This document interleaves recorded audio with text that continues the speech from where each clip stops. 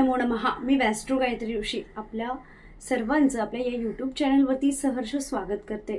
आजचा जो विषय आहे तो आहे आषाढी एकादशी. रामकृष्ण हरी. आषाढी एकादशीच्या तुम्हा सर्वांनाच हार्दिक शुभेच्छा. आषाढी एकादशीबद्दल आपण आज जाणून घेणार आहोत की हे व्रत आपण कसं करायचं आहे, या व्रताची कथा काय आहे. पाऊले चालती पंढरीची वाट. 1800 वर्षाहून अधिक काळापासून चालत आलेली ही वारी पंढरपूरला जाऊन ठेपते. ती म्हणजे विठुरायाच्या दर्शनाला. विठुराया हे विष्णूचं रूप म्हणून म्हटलं जातं. आषाढी एकादशीला विठ्ठलाचं सोबतच विष्णूचं पूजन फार महत्त्वाचं मानलं जातं. वैकुंठाच्या आधीपासनं निवास असलेलं पंढरपूर असं म्हटलं जातं. संत नामदेव आपल्या अभंगात असं म्हणतात, आधी रचिली पंढरी नंतर वैकुंठ नगरी. म्हणजे पंढरपूर हे आधीपासनं असलेलं निवासस्थान आहे. म्हणजेच पंढरपूर हे आधीपासनं असलेलं स्थान आहे जिथे अगणित अशा देवतांचा वास आहे असं म्हटलं जातं. पंढरपूर आणि काशी विश्वेश्वर या स्थानाला अंत नाही असं म्हटलं जातं. आता आपण जाणून घेऊया आषाढी एकादशीची कथा. श्री शंकरजींनी मृदुमान्य राक्षसाला असा वर दिलेला की तुला देवदेवतांमध्ये अथवा मनुष्य लोकांमध्ये कोणीही मारू शकणार नाही, पण तुझा वध करणारी एक स्त्री असेल. तेव्हा मृदुमान्य राक्षस जो होता तो अहंकारात येऊन देवांवरती स्वारी घेऊन गेला.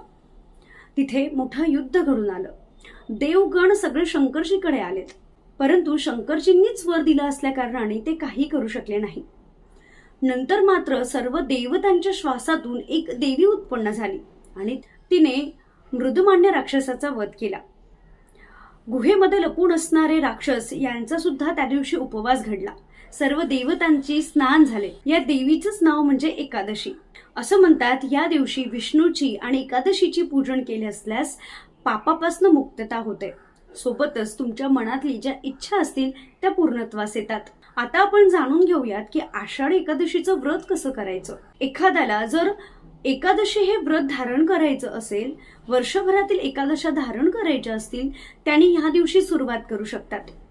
सुरुवात अशी असावी, प्रथमतः सकाळी उठावे, स्नान करावं, विष्णूंना तुळस व्हावी, दिवसभर विठ्ठलाचं नामस्मरण करावं, उपवास करावा.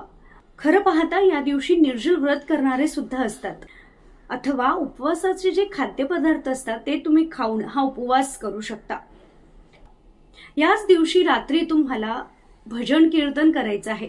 विठ्ठलाचं विष्णूचं नामस्मरण असायला हवं. अहोरात्र तुपाचा दिवा तेवत असायला हवा.